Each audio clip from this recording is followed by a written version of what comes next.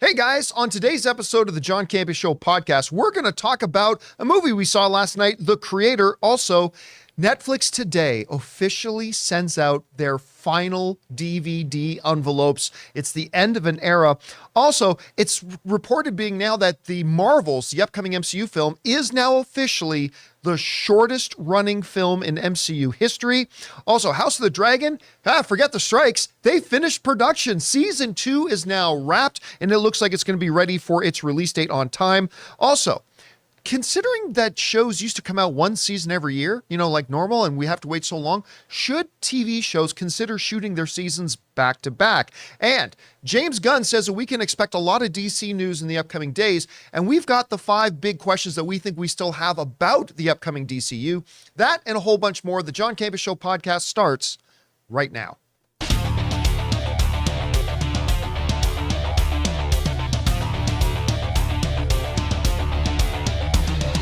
Well, greetings and salutations, everybody. Welcome to the best damn movie-related show on the planet Earth, the John Campea Show podcast, coming to you from right here in our quaint little studio, brought to you in part by our friends at Mint Mobile. I'm, of course, your host, John Campea, and it is an awesome honor and privilege, as it is every day, to have you, our international friends, gather around as we talk about our favorite things in the world, movies and movie news, TV and streaming, and all sorts of good stuff. Not just giving you our opinions, but also giving you some history, information, and context so you guys can form your own well-informed opinions, whether they're the same or maybe even different from ours. Joining me, as always, we've got Ray Ora. Hey, happy Friday. Jonathan Voico's here. It's Friday? The wonderful Chris Carr is here. It is Friday. Nice. And I forgot it's Friday. And most importantly, you guys are here. Thank you so much for being here and making this little show part of your day. And here's how the stream is going to go.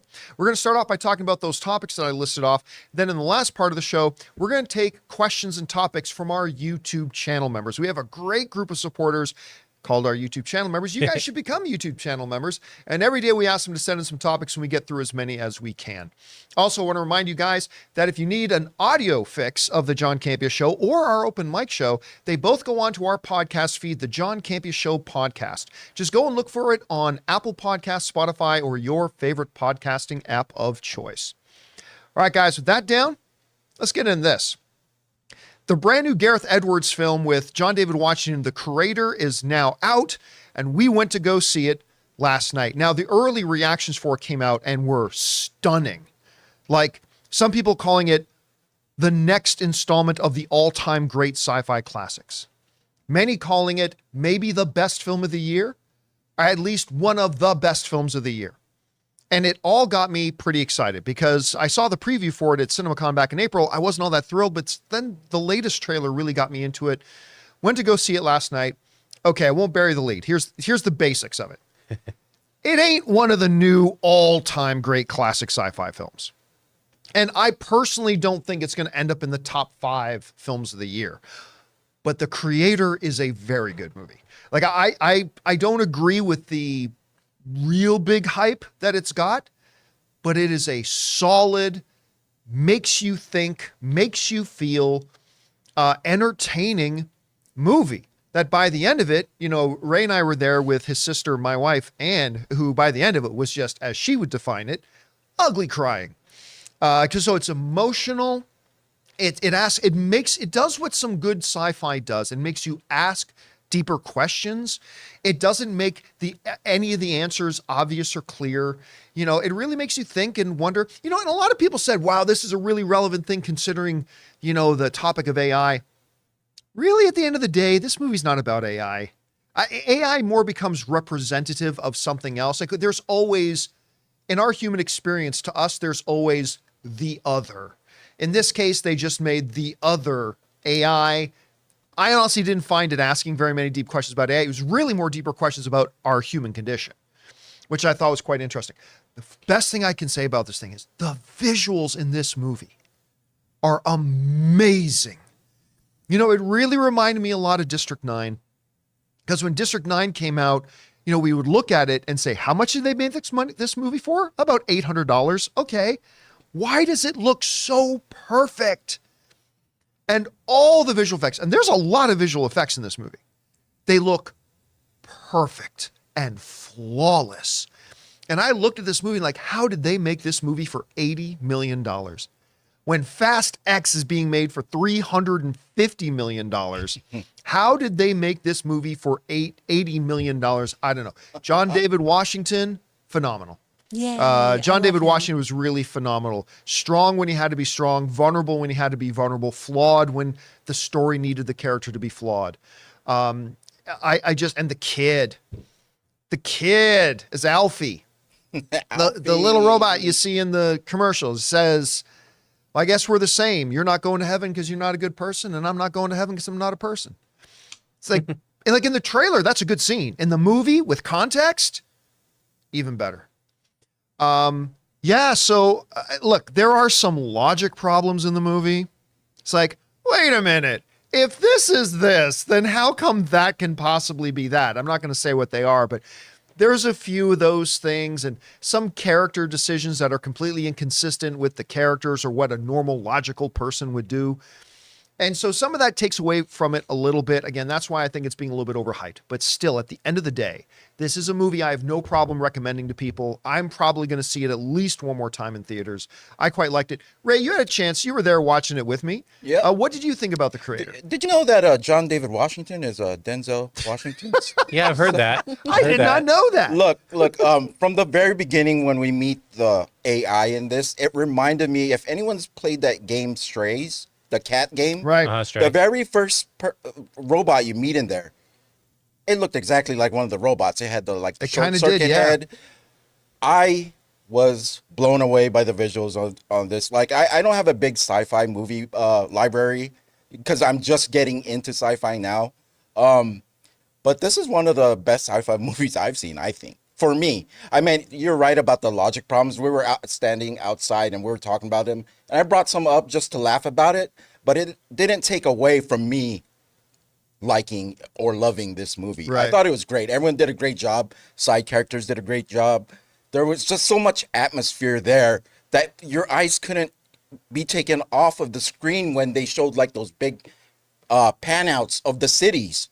You're like trying to look for every little thing that they put, because there's villages that you see and you see a big building, but if you look to the right, there's like a smaller building that's just as beautiful. They did not overlook the details. Yeah, They always paid close attention to the details and just made everything feel real and lived in. Yeah, so I felt a lot of emotion in this at the end too.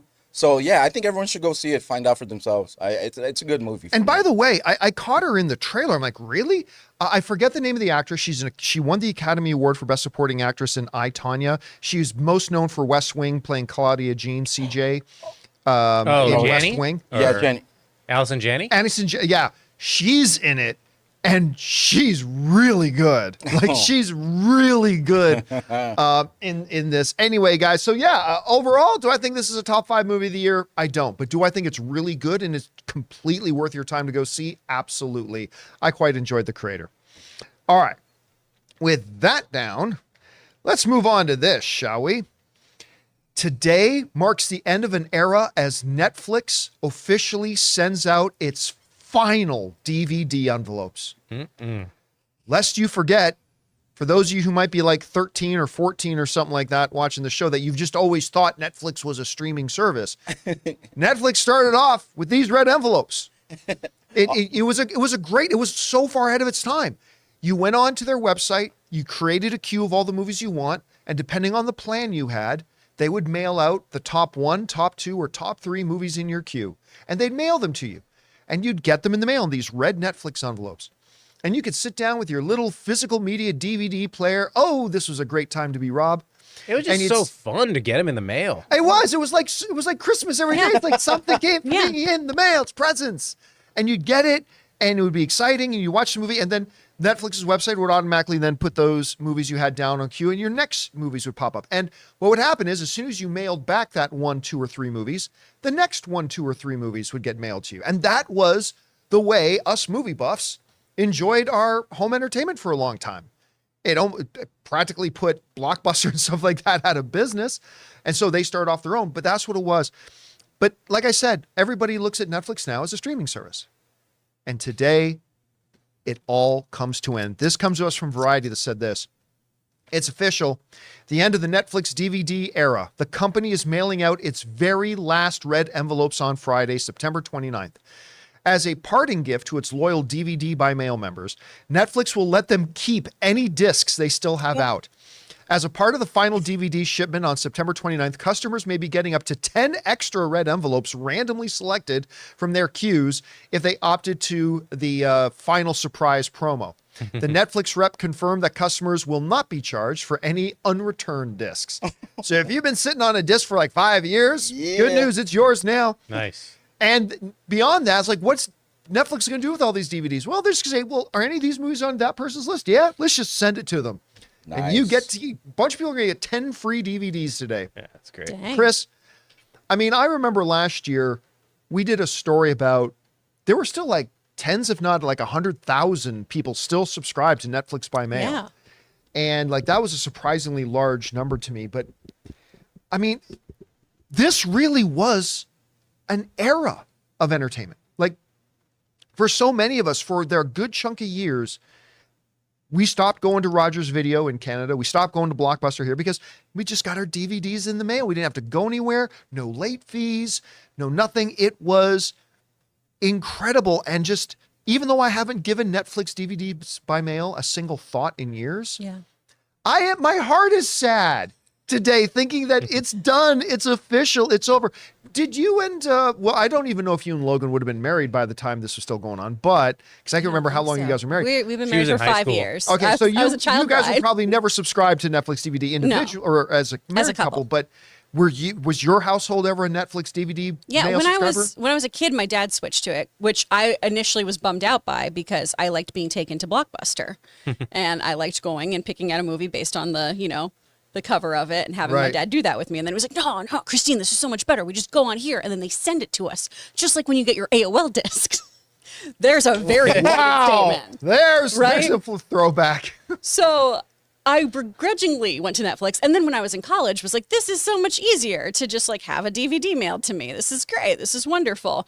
Netflix actually put out a video called Long Live the Red Envelope Era. That is a very dated kind of walk down memory lane of how we all used to, play these DVDs, first of all, with like your old DVD player and kids drawing on it and stuff too. Showing the like, thanks for watching screen bouncing around for when your DVD player tried to sleep. So if you weren't alive for this time, go check out that video.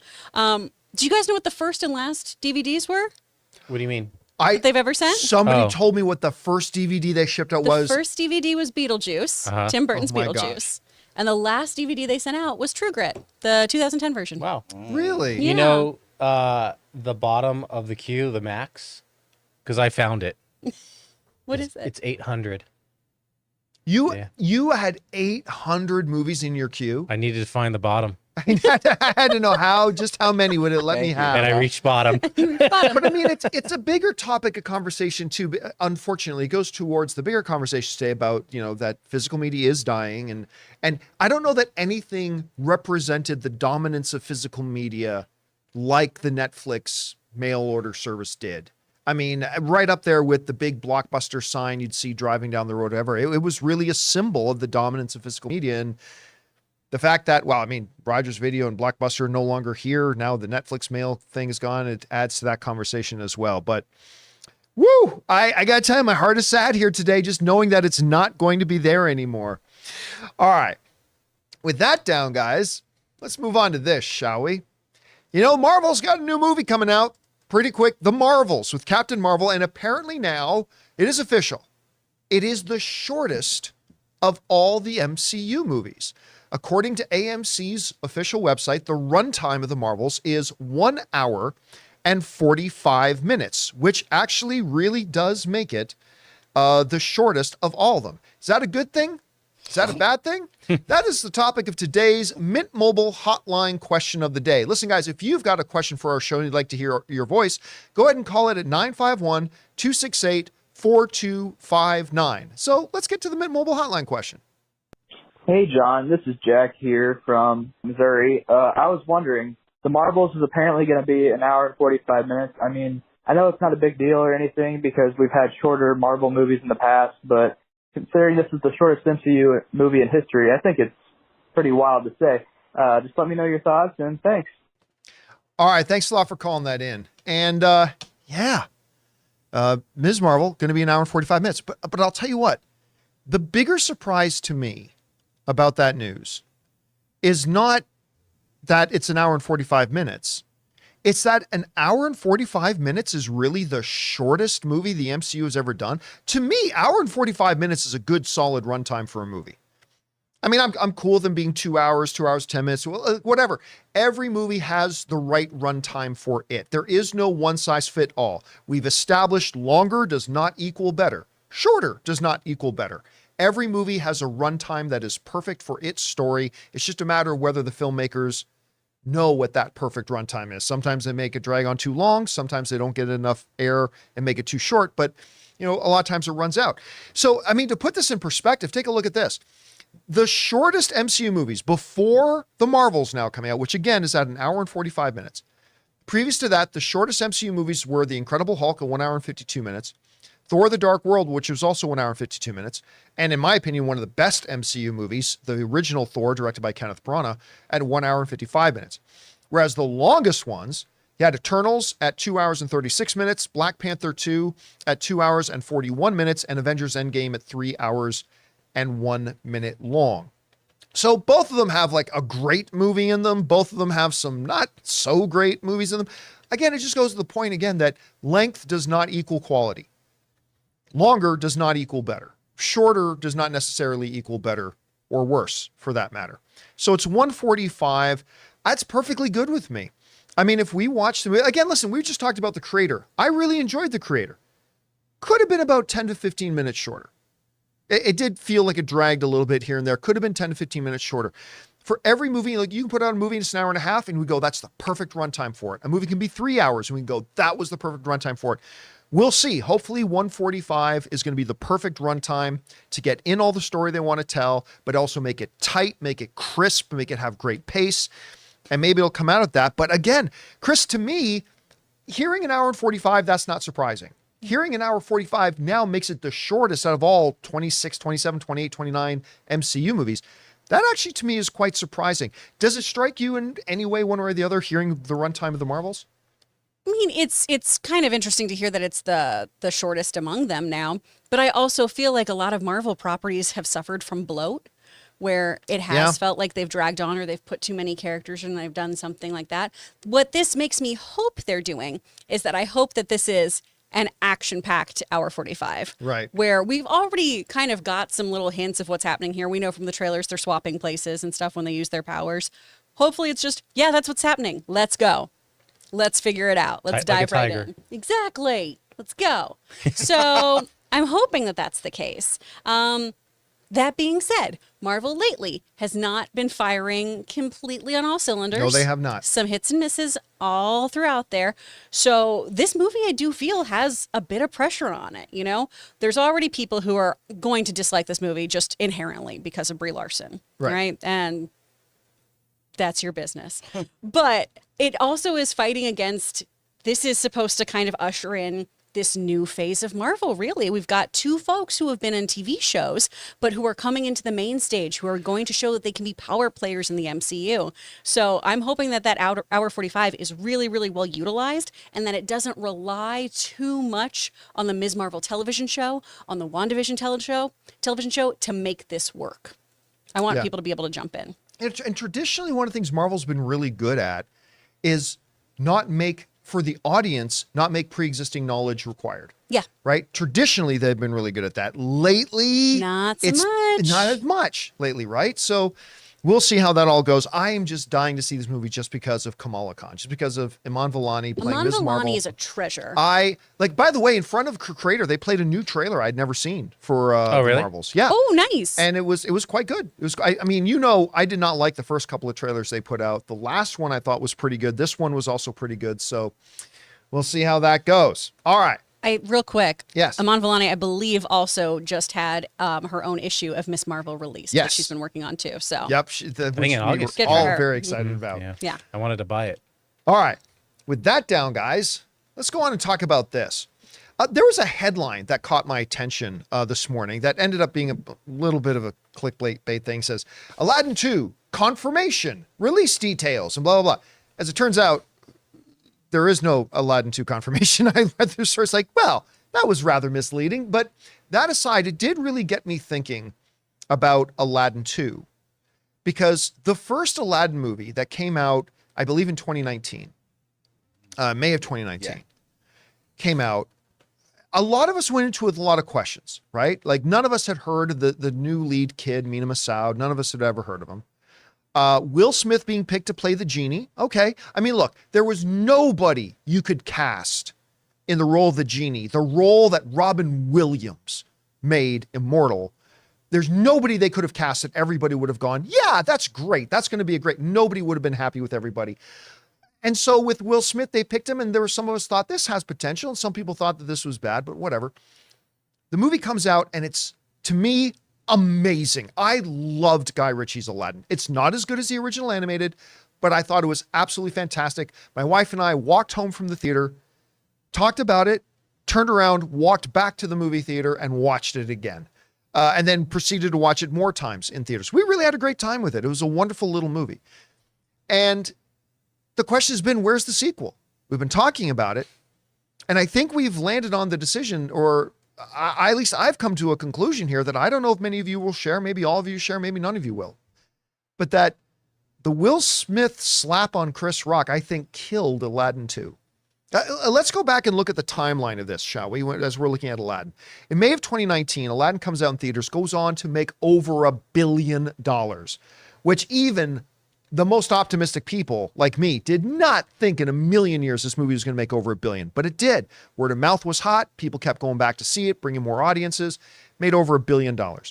Now, fast forward to February of 2020, and in Variety magazine itself, they have a big story that Disney has confirmed that Aladdin 2 is officially in the works. Now, probably was never going to be Return of Jafar, but it was probably going to be like a new original story. The way they did the first one really did set it up that there's more story to tell with these characters. I was very excited about it. So as early as February 2020, Disney was saying, confirmed, it's in the works. We're making this movie. Then we'd hear little chatter here and there about what was going on and stuff like that. Then March of 2022 comes. Will Smith, in all of his wisdom, decides to walk on stage and physically assault Chris Rock and smacks him on live television at the Oscars, ruining a very carefully, wonderfully crafted public image that he had for most of his life. And I still love Will Smith. I do, but that was monumentally stupid what he did. And after March of 2022, nearly a full year passed where we heard nothing. All of a sudden, nobody was talking about Aladdin 2 anymore, the possibilities of it, until March of 2023, when the star of Aladdin, Mina Massoud, said this, that in responding to somebody on social media, that the possibilities of Aladdin 2 were now very unlikely. Wasn't going to happen. Look, lots of movies have a plan to get made, and then a million different things come along that prevent it from ever happening. It happens all the time in the business. But this Aladdin thing was something that, no pun intended, captured magic in a bottle, was an astounding success, exceeded all expectations, made over $1 billion at the box office, and headlines and things like Variety and whatnot declaring that Disney has officially planned, it's in the works, it's moving, it's going, this movie's going to happen. Honestly, even though I acknowledge we're in a business where a lot of different things can happen, I think we can safely say at this point now in 2023, heading into 2024, this movie, number one, is never going to happen. And number two, I think it's safe to say that the incident, we're still feeling the repercussions of the incident at the Oscars. I think the Will Smith slap killed this movie, which is, again, is a really unfortunate thing. And listen, before you make any assumptions, I am not an anti-Will Smith guy. I love Will Smith. I've been a big fan of his for a very, very long time. And I think he deserves an opportunity to rehabilitate his image and go on and continue to make movies giving great performances.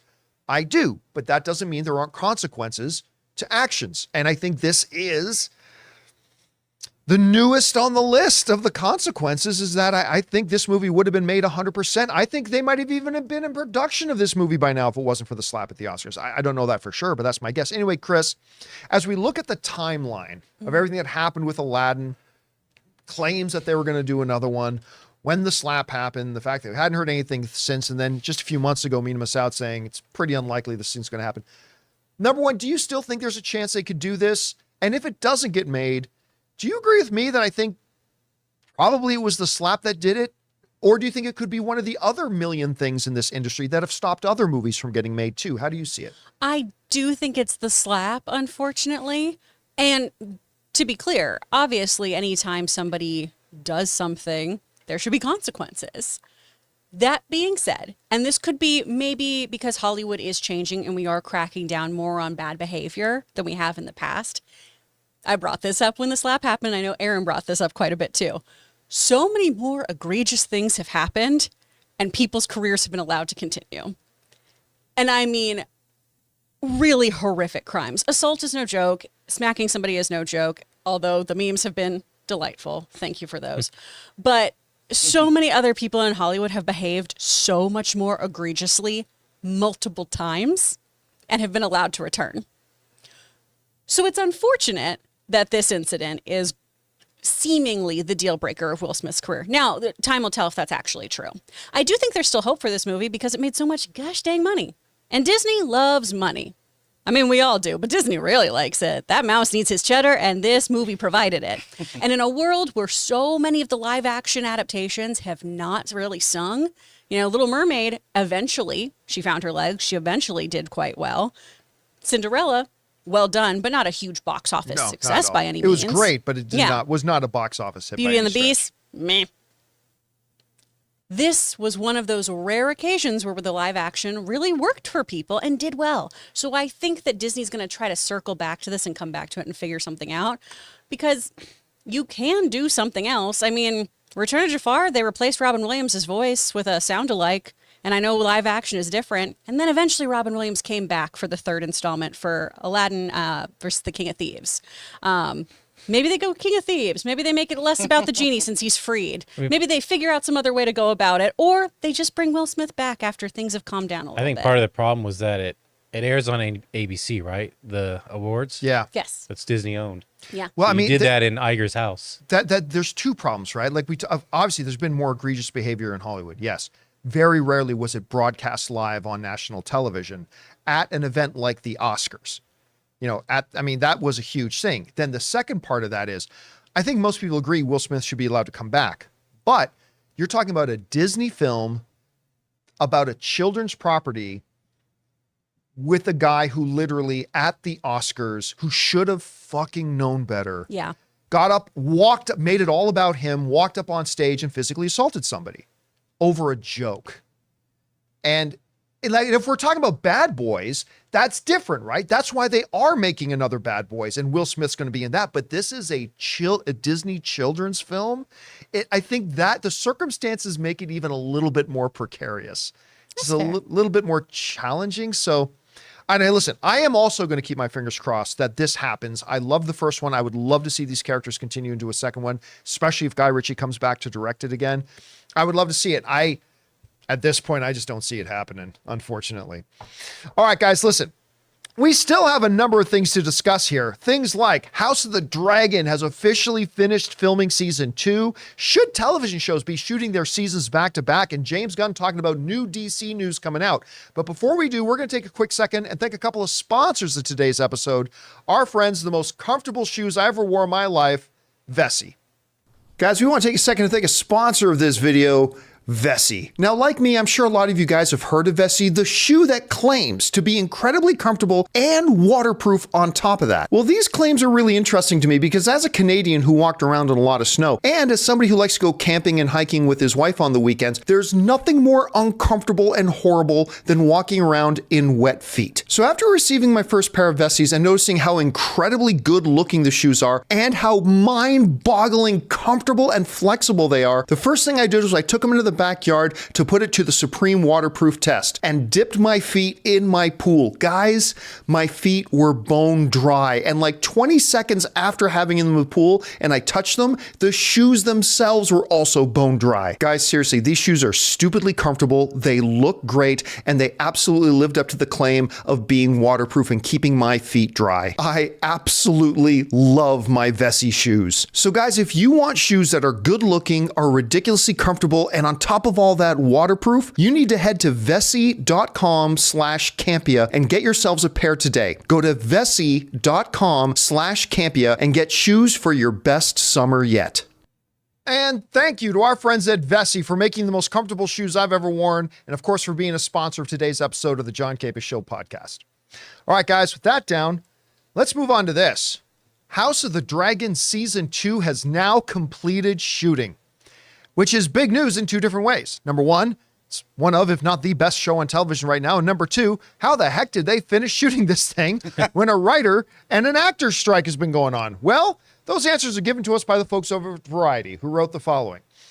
The hit HBO show finished filming in its second season during the Hollywood strikes. Even though most major television shows were forced to halt production over the summer because their cast and crew were members of the WGA and SAG-AFTRA, House of the Dragon Season 2 was permitted to continue filming since scripts were already complete and everyone involved was working under the United Kingdom Union contracts. So that comes us from Variety. Now, I'll tell you why that surprised me. I thought that I understand there's European Union rules and different unions and stuff like that. But there are a number of people in House of the Dragon who, while members of those European unions, are also members of the SAG union. So I thought they would have to be striking too, regardless. I guess not. I guess that's not the case. So House of the Dragon Season 2 shot. So Variety also went on to say they are aiming to now release on schedule, which is summer of 2024. So we're about 9 months away probably from House of the Dragon Season 2. And I cannot wait. I mean, between that and Last of Us, I don't know what the best show on TV is the last 2 or 3 years. I thought the Lord of the Rings show was going to be the best show on TV in years. Yeah, I still liked it more than most people, but it didn't come anywhere. It had a lot of good moments. It had its moments, but it didn't come anywhere near my expectations. Yeah. It came nowhere close to my expectations. So excited. And it ended up being like House of the Dragon and Last of Us just absolutely ruled.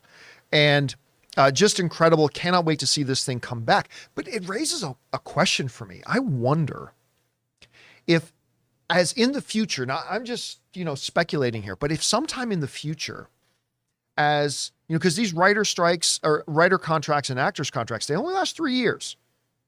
They very rarely go on strike, but I mean, they only last 3 years. I wonder if some TV networks or some studios might look at this and say, we know we're going to be coming into a contract logjam in 18 months. Let's take this show that we were going to shoot in Atlanta, or this show that we were going to shoot in Los Angeles, or that we were going to shoot in New York. Let's go overseas and film it in Europe.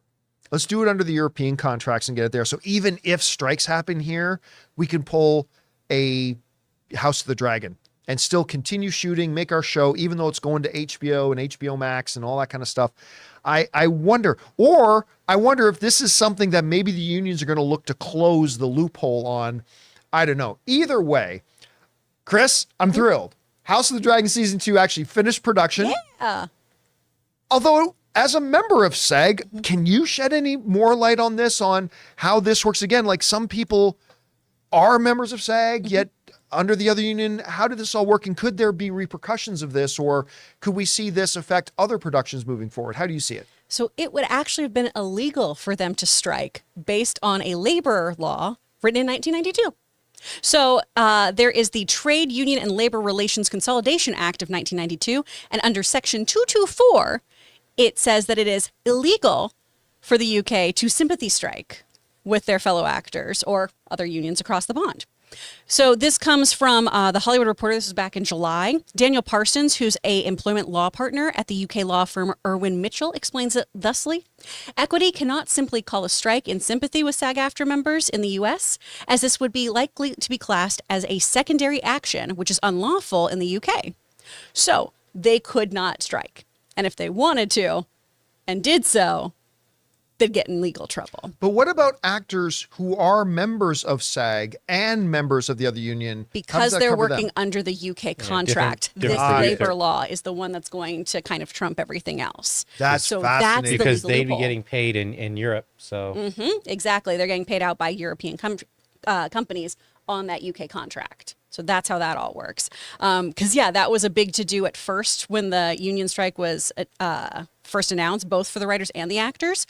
Just because, other shows like Bad Sisters on Apple TV, the writer for that was saying how she felt so weird going forward in production, but she's part of a UK Writers Association. She's part of that union. And it was, but my friends are all doing this and I work in the US, so it feels kind of weird. So that's how that kind of loophole happened.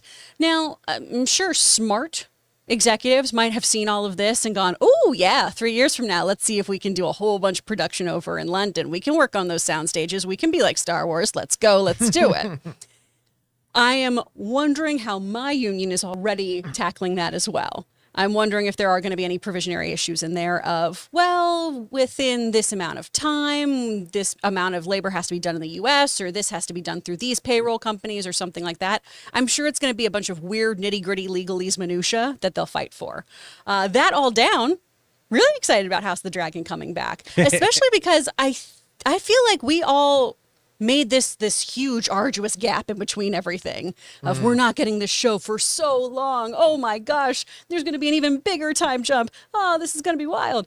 I feel like we're getting this right on time. I just remember us reporting on it and being like, oh, it's so far away. I feel like because the actor strikes and the writer strikes took place, it Time kind of like, dilation? oh, all this was going, everything stopped, so we didn't even think about it. And it's like, hey, we've actually hit the deadline for this. They did their thing. But let's not forget too, when House of the Dragon first ended, and then I think it was like the next day or two where people were asking the creator when is season 2 coming out, and he said something like it wasn't that the next year, but the following year. They said it's probably at least 2 years is what they said. And I think that hurts, especially if you love the show like a lot. Just to hear that, it seems like a long time, but after everything that's happened, it's right around the corner now.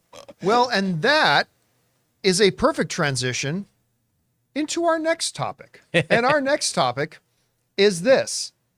It wasn't that long ago, and still with many shows today, a new season of a show would come out every year. That's the way it was. But we've been seeing more and more, like in cases of House of the Dragon and whatnot, that sometimes a year, sometimes 2 years in between seasons, sometimes even more. And that is the topic of this next hotline question. Let's go and check it out.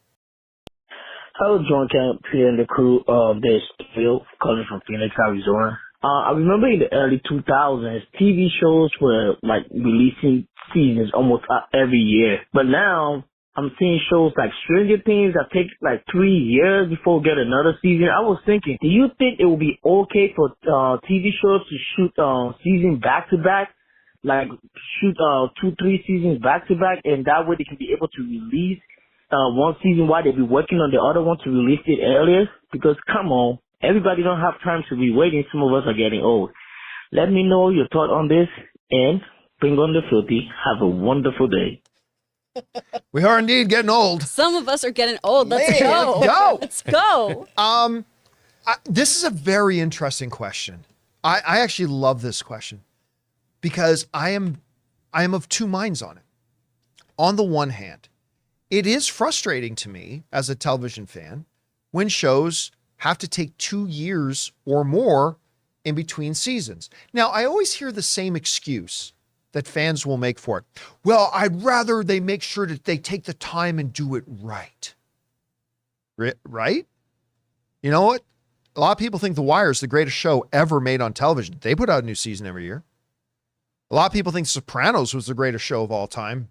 They managed to do it right and pretty much, for the most part, put out a new show every year.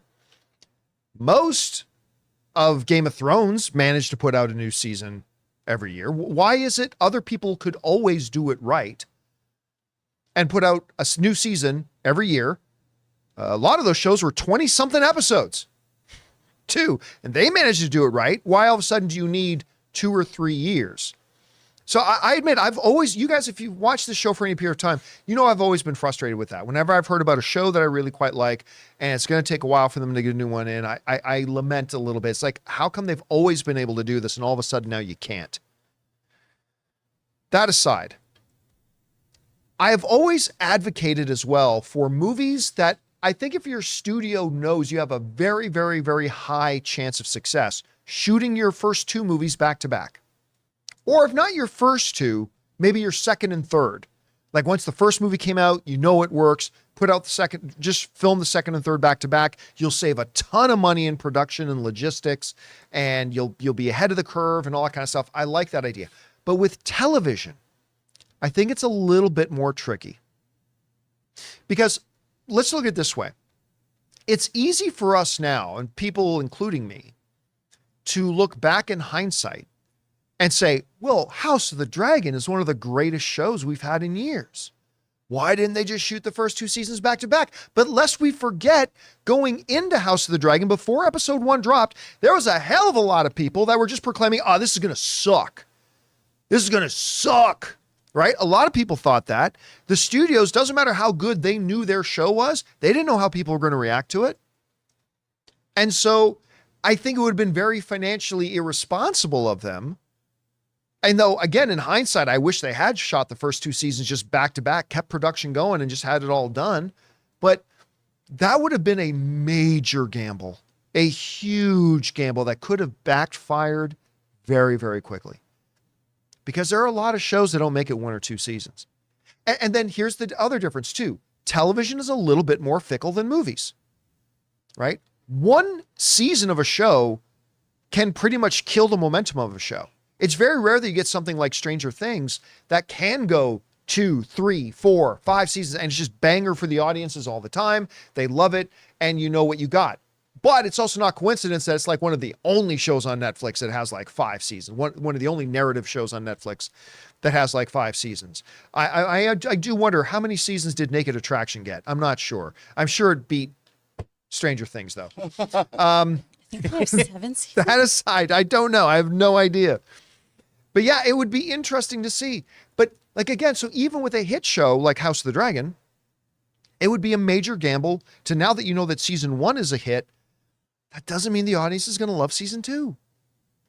And again, it's a little bit more fickle than it is with a movie, because with a movie, you're making a 2-hour story, boom. And if it doesn't hit as well, the audience can be more forgiving about it. But a season of TV that doesn't hit, it's weird. So I'll tell you what, Chris, in theory, I like the idea of shooting seasons back to back, in theory. Sure. But I don't know if I'm an executive that I pull the trigger on that, because I think it's a little bit too much of a gamble. How do you see this? I mean, I really like doing whatever I want. Fuck the consequences. Money doesn't matter. When it's not your money. But when it's not my money, yeah, shoot all of it. Do 5 seasons right now. 5 seasons in a movie. Let's go. Let's do this. First of all, there's 8 seasons of Naked Attraction. That show made it 8 seasons? Yes, and there have been some specials. 2016. Known as the Best Naughty Bits. Oh, excuse me. No, there's some season 9. Wait, what? It keeps going. Wow. People can't get enough of looking at junk. No. There we go. You know, it's fun stuff. But back to the actual topic here. Yeah, something like Dune, right? That was one that it was a no-brainer of, well, you know you're going to make part 2. Yeah, so just let him make they should have done that part one 2. back to back. That Absolutely. one would have made sense, and I probably would have enjoyed it more if I'd gotten to see it back to back like that. For television, to your point too, we kind of don't know how people are going to tune in weekly. We don't know if a show is going to take off. Yeah. We don't know if schedules are going to permit people to commit to that amount of time. I love the idea of being able to film something fully like that. I would love it if, some of our Star Wars or Marvel shows got to take that approach so it could have some things that were more succinct. I would love that for, a whole bunch of stuff. Stranger Things, it would have been great. We wouldn't have had these huge time jumps, at least in terms of the actual actors' ages, where we're like, no, they're still in high school. But it's money. It comes down to money, and it isn't financially viable to shoot shows like that. It just really isn't.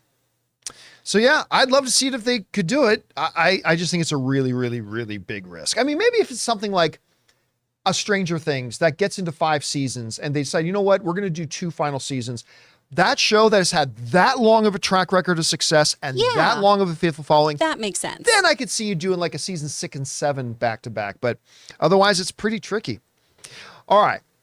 With that down, guys, let's move on to this, shall we? James Gunn has just let it be known that we can probably expect to hear some more details and stories and news regarding the upcoming DCU. Now, obviously, recently, it's actually been pretty quiet because for 4 months, there's been a writer's strike. But the question got posed to James Gunn, hey, when can we start expecting to hear more stuff and a few more details about the upcoming universe that you and Peter Safran are creating? And in Deadline, they talk about how James Gunn said the following. He said this, Gunn responded, I don't even know where we are with everything, as I haven't been able to talk with our writers while this has been happening. Remember, the writers haven't even been able to talk to the studio executives. In this case, James Gunn is a studio executive, so they haven't even been able to communicate with each other. I haven't been able to talk with our writers while this has been happening. That's been almost 5 months. Although I'm very happy with the outcome, the strike was a real wrench in the process for sure. So I'll have to see where we are on everything. Jonathan, can we move the, I'll have to see where we are on everything. Is it, You got to take down my picture. gotcha. For I that. thought it was scrollables. There we go, for the next couple of weeks. But yeah, I'd imagine more news out in the not too distant future. Okay, so what James Gunn is basically saying here is, look, I haven't even been able to speak with the writers in almost half a year. So I'm not completely sure where we are on completely everything. But yes, now that the writers' strike is ended, all development can go full steam ahead. They don't need the actors in order to go full steam ahead on development. And I assume we're going to be able to give you more news in the not too distant future. Now, the last time James Gunn said something like that, we ended up getting the full DC 10 project announcement, all kind of stuff. And while I don't expect something of that grandeur coming up, I don't expect Peter Safran and James Gunn to all of a sudden come out and tell us what the next 10 projects that we're going to be doing. I do expect some significant news to come out here shortly. But that raises the question, what news is there that we're still waiting on? And I think there is a lot. But I thought I would kind of, just for fun, break it down into what I think are the 5 biggest pieces of information that we are still waiting on as fans when it comes to DCU. Again, I think there are hundreds of questions that a lot of fans have. But these are the 5 big things that I hope news addresses shortly. The 5 biggest pieces of news I'm looking forward to. All right, we're going to start with this one. I think this is the number one on most people's minds. Who's going to play Batman? Yeah. I think that is a real big question. What is the name of the movie again? Brave and the Bold? Yeah. Batman, Brave and the Bold. We know Batman is in it. It's Batman. We're going to have a Robin, who I think is going to be his kid, Damian, is going to be that Robin. So who is going to play this Batman? And these are questions that are going to start to heat up, especially as we get closer, because that Brave and the Bold movie is not that far away. So they've got to be in the process of looking about who's going to be casting in this, writing the scripts, all that kind of stuff. And I believe this is the one that the director of The Flash is going to be directing. Yes. Andy Muschietti. Yeah. Who I don't care what anybody else says, I thought Andy Muschietti did a fabulous job on that Flash movie. I thought he did a really good job on that Flash movie. So I'm looking forward to seeing what he does there. So I think the number one question that everybody's waiting to hear is who's going to play the new Batman. The next question up, I think, is this. Who's going to be Superman Legacy's villain? You know, we've got our casting. By the way, terrific casting for Superman and Lois for Superman Legacy. But the big question, and we already know Nathan Fillion's going to be in there. We know a number of the secondary characters. They've made those announcements, other castings for it as well. But we're still sitting here not knowing who's the villain of the movie. We don't need to know who it is right now, but I think that's the big question regarding Superman Legacy that a lot of us still have hanging over us. So yeah, number one question, who's going to play Batman? Number 2, who's going to be the villain of Superman Legacy? I think the third big question is, are we getting a new Wonder Woman? Gal Gadot muddied the waters a bunch recently when she said, oh no, me and James are talking, we're still going to blah, blah, blah. And then a report came out from a rep at Warner Brothers saying, nah, that never happened. Like that conversation never happened. So it looked like for a little while that Gal was still going to be Wonder Woman in the new DCU. I think it's now become apparent she is not going to be the Wonder Woman in the DCU. But, you know, in that big James Gunn, Peter Safran announcement about the 10 projects, other than a Themyscira thing, no word of Wonder Woman, right? There's no no Wonder Woman in there anywhere. So are we getting another Wonder Woman in DCU, and who's going to play it and all that? Still a lot of questions surrounding the Wonder Woman thing. So I think that's one of them. All right, who's going to be Batman? Who's going to be the villain? Superman Legacy. Are we getting a new Wonder Woman? I think the fourth question is this: who's Jason Momoa going to be playing? I think that's one a lot of people are asking, because we all remember 6 months ago or whatever when Jason Momoa came out of, that meeting with David Zaslav and James Gunn and Peter Safran, like literally doing his best Ric Flair, still on the grounds of Warner Brothers, looking like a kid in a candy store going, woo, like so excited about whatever it was they just told him about the upcoming DC universe.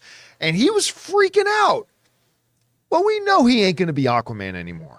So he's going to be somebody else in this universe. Maybe Wonder Woman. Maybe questions 3 and 4 just answered themselves. Boom. Now, I think a lot of the assumption out there, because it's a big fan casting, is that it's Lobo. It very well may not be Lobo. Although if it is Lobo, I think a lot of people are going to be very happy. Like some people feel like he was born to play Lobo. So who is Jason Momoa going to play? I think that's one of the big questions on people's mind. And this fifth question maybe shouldn't even be on this list, because it's not one that I expect James Gunn or Peter Safran to announce in a piece of news anytime soon. But the question is this: what is the tone going to be? Like, the MCU has a definitive tone.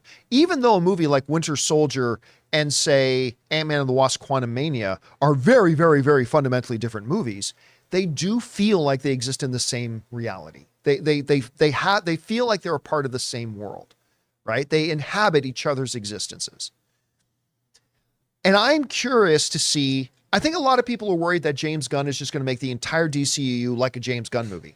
I don't think that's going to be the case. James Gunn is not going to be directing much of the stuff in the DCU, right? We're bringing in other directors and other things that are going to bring different stuff, but they got to set an overall tone.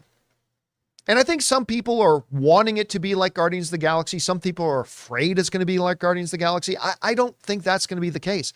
I don't think the overall tone of this DCU is going to be, the Suicide Squad that he did. I don't think that's necessary. I think there's going to be elements of it, but I don't know but I think that is still, even though it's not an announcement we can look forward to, I think that's a big question. So I personally think the big 5 questions as of right now are: who's going to play the new Batman? Who's going to be the villain in Superman Legacy? Are we getting another Wonder Woman or not? Who indeed is Jason Momoa going to be playing? And what's the tone going to be? Anyway, Chris, James Gunn says, yeah, new news coming soon. What type of news do you think he's going to be announcing to us? And do you think I left off any like big questions that the fan base has right now? The only thing else I can think of in here is just if we're ever going to address the Elseworlds in the room. Is it going to have any multiverse kind of things of, well, over on, this Earth over here, this is happening. God, I hope not. Are we ever getting into that? Or is it just, it's a different universe, don't worry about it. Battinson gets to hang out over here and do every rendition of Seven he wants to. All right, just let him do it. So that's the only thing on there. I really do think Batman and then who your big bad against Supes is are really the big points here. I think that's what people are really, really interested in right now. One, because of the Battinson of it all, of, well, we know we have a Batman, but who is the Batman? Who is the one who's part of this? Who's going to be the one that inhabits the DC universe? Exactly. And then another kind of tertiary question here that I think Superman Legacy will be addressing is, which version of the Justice League are we getting, right? Are we going to see a lot of team ups? Because Batman Brave and the Bold historically has been a team up series for Batman, where he's not necessarily the focal point. It's about him working with somebody else. Is that going to be the tone of the DCU, about how it's a very collaborative effort, how it's all these people working together? Or are we going to have more standalone kind of options here where it's not as interwoven as a Marvel Cinematic Universe? So I really think, though, a lot of people want to know who that Batman is and then who Superman is going to be fighting. Are we getting Lex Luthor? Is it too early to start talking about Darkseid? What's going on there?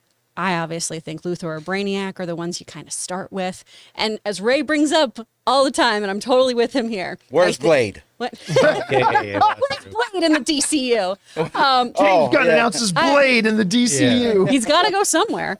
I really think they're going to, or I hope they at least, look to My Adventures with Superman with how to start off with a young Superman, how he deals with walking through the world, and how you introduce those big villains. Because we have him in that show dealing with some of the more BC string kind of people. And it's all building up to then this big reveal of, oh, that's who he's going to be up against. He's just been getting his footing and he barely made it there. Now we're throwing in these guys. Oh, how's he going to handle that? Because then you also get rid of one of the biggest problems with Superman, which is his invulnerability and invincibility of, well, yeah, who can take him down then? Yep. When you have I still don't know what my powers are, I still don't know my own strength, that's so much more interesting and can lead up to those really epic big bags and have such a good payoff. All right, guys. With that all down now, we're going to move over and start taking questions and comments from our YouTube channel members. We put out a call a little bit earlier for our YouTube channel members, send any topics they'd like us to discuss. We're going to get through as many as we can. But before we get to that, we're going to take just a quick second and thank one of the sponsors of today's episode, my mobile service provider, and they should be yours, Mint Mobile. Guys, we want to take a second to thank a sponsor of today's video, Mint Mobile. Signing your life away to a big wireless provider is kind of like being trapped on a roller coaster from hell. Sure, it looks like fun at first. They probably even threw in a free phone, but now you can't get off. Month after month of insane bills and unexpected thrills, like overages and surprise fees. If that sounds like your current big wireless plan, it's time to get off the ride with Mint Mobile. For a limited time, wireless plans from Mint Mobile are just $15 a month. That's unlimited talk, text, and data for just $15 a month. You guys know before I came to Mint Mobile, I was paying triple what I am paying now on the standard big wireless plan, and I will never go back. All plans come with unlimited talk, text, and high-speed data delivered on the nation's largest 5G network. Use your own phone with any Mint Mobile plan and bring your phone number along with all your existing contacts. To get your new unlimited wireless plan for just $15 a month and get the plan shipped right to your door for free, go to mintmobile.com/Campea. That's mintmobile.com/Campea. Cut your wireless bill to just $15 a month at mintmobile.com/Campea. And thank you to our friends at Mint Mobile for sponsoring this episode of the John Campea Show. All right, guys, with that done, let's get over to our YouTube channel member questions, shall we? Chris, what do we got up first? From Dr. Stinky. Hey, John and crew, what are some of the worst movies you have ever seen? My 3 would be number 1, Spawn. Number 2, Dumb and Dumber. Silly. Number 3, Idiocracy. Anyway, happy Friday. Love y'all. Bring on the filthy. Two of those are supposed to be stupid. Spawn is garbage, but Dumb and Dumber? That's one of the greatest. But hey, listen, that's the thing. And by the Idiocracy, that's an incredibly intelligent movie, actually, with this commentary on society. But hey, listen, that's the beautiful thing about art. We all have different opinions. It hits us all in different ways. For me, I have my unholy trinity, the top 3 worst all-time wide-release Hollywood movies. I know one. Those are, in no particular order, Highlander 2, Catwoman, and Battlefield Earth. Okay. Those to me are the 3 worst big wide-release Hollywood films. I haven't seen any of those. No, you're lucky. You are lucky. You are very, very lucky. My worst is The Spirit. The Spirit is such a bad Spirit's movie. pretty bad. It's so horrendous. I'm mad about that movie like once a week. At least once a week. Yeah, it just lives in my head rent-free. It prevents you from watching Suits. It really, honestly, it was one of the factors where I was like, you motherfucker, I know what you've done. The Spirit. All right, what's next? From Dajabu. Gen V is incredible. Love the pop culture digs. The PewDiePie Nazi one made me LOL. And how they grounded these kids' powers. In love with Florence Pugh's little sister, Emma Little Cricket. Well, I mean, I don't know any what you're talking about because I haven't seen it. Last night, I was out watching The Creator, so I didn't have a chance. I'm dying to watch Gen V. I'm definitely going to do that tonight. But I love, like, for a while, I was holding 100% of Rotten Tomatoes. I saw it drop down, I think, to 95. Can you check what Gen V is at? That out for you right I think it dropped down to 95, all the way to 95. Total flop. It's at, total bust. Well, once you go woke, you go broke. You know? Yeah. Yeah, you know, it would be 100 if you didn't have a girl in it. Yeah. If they didn't talk about all this like social commentary, it'd be so much better. Why did they make it political? I can't wait to watch it, so I'm very, very stoked It's for at it. 96. All right, what's next? From Alan, happy Friday, Campea crew. I was looking up the box office for every Phase 3 MCU film. 6 out of the 11 films hit the $1 billion mark. Yeah. It's amazing how successful those movies were. I'm wondering which film will be next to hit the $1 billion mark. Maybe Kang Dynasty? Have a great weekend. Well, I mean, it's not going to be, I mean, they're not helping their cause by putting out a lot of mediocre product lately. So they're not helping their cause. So it's not going to be the Marvels. That's not going to be the $1 billion film. I can't even remember what's up next after that, to be honest with you. Like, they've moved and shifted everything around so much that I can't even remember what's supposed to come out next. No idea. I mean, I'm going to assume that the next Avengers proper movie, Kang Dynasty, if it's still called Kang Dynasty by the time it comes around, will probably be the next. I don't see another one doing it, though, before then right now.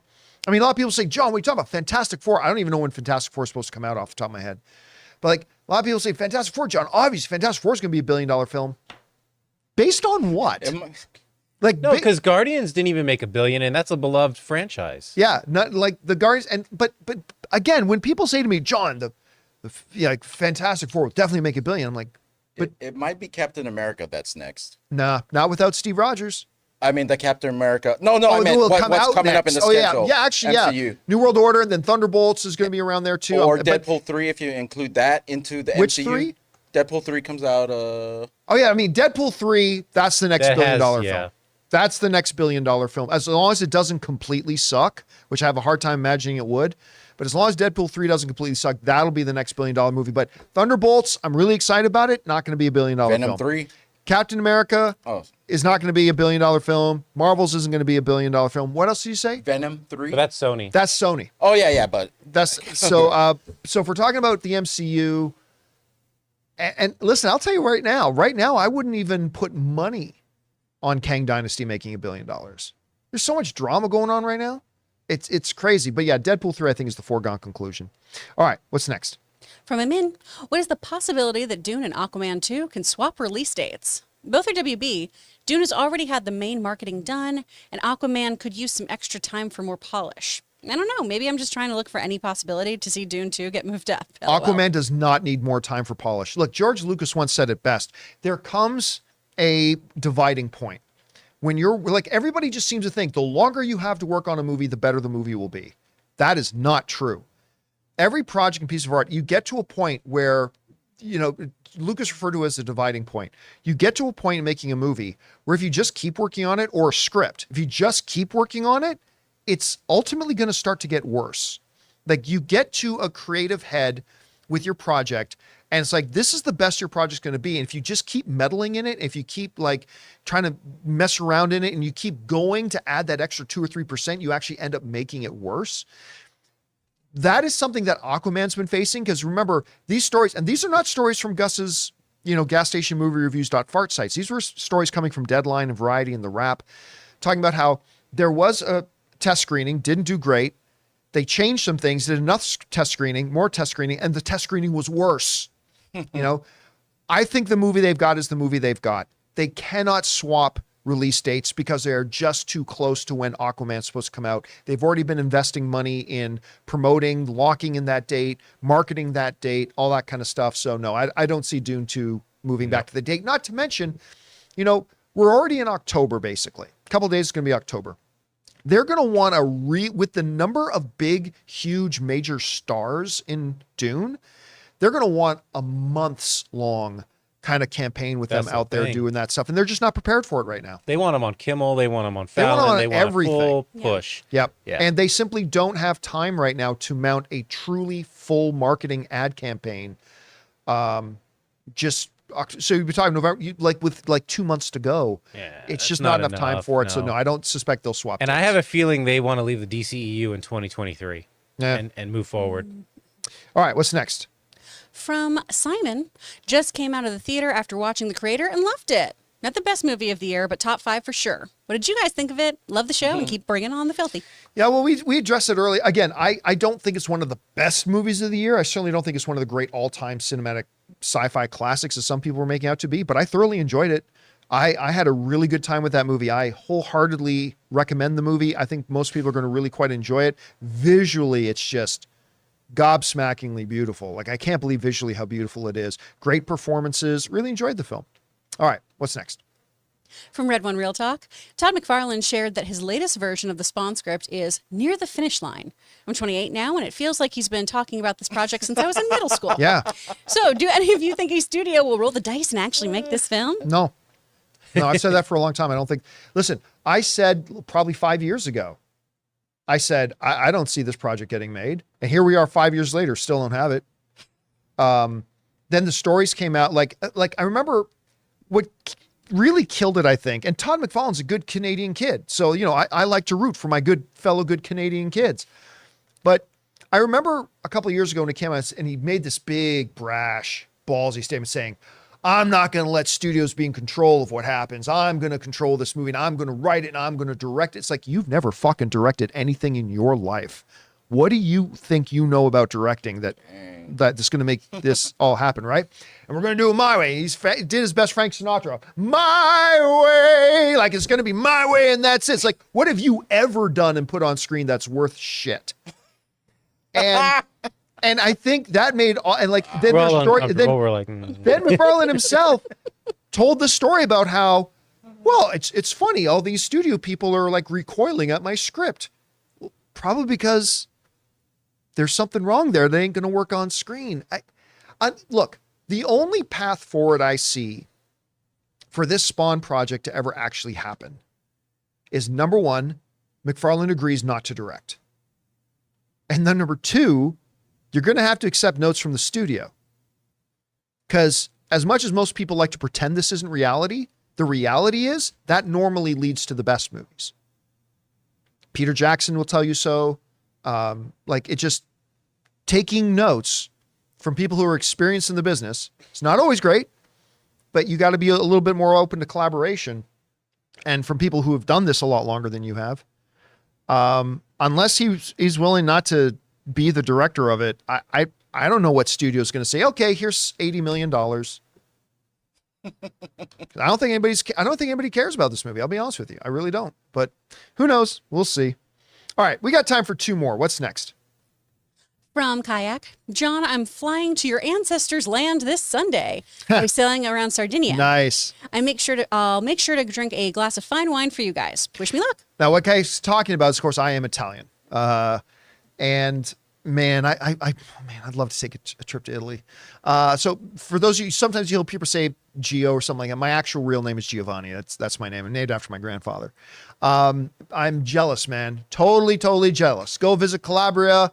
Have a good time. I hope you have a great one. All right. Last question of the day. What's next?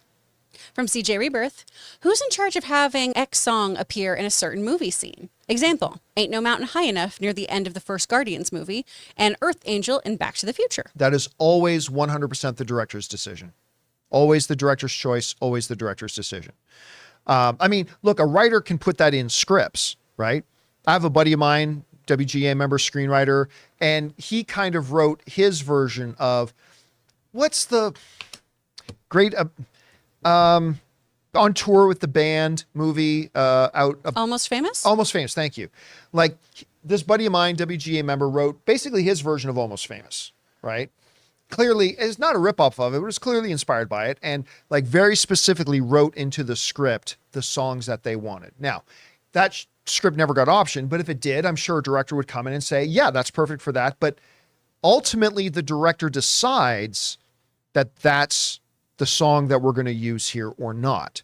The director might decide, okay, yeah, you have it in the script that you want this song to go with it, but, I think this song would be better. Now, quite often you get a situation like a James Gunn where he wrote Guardians and directed it. So whatever he put into the script, he's going to have. Can I also just say, one of the best musical choices for a song placement in a movie was this year in Guardians of the Galaxy 3 with Florence and the Machines, The Dog Days Are Over.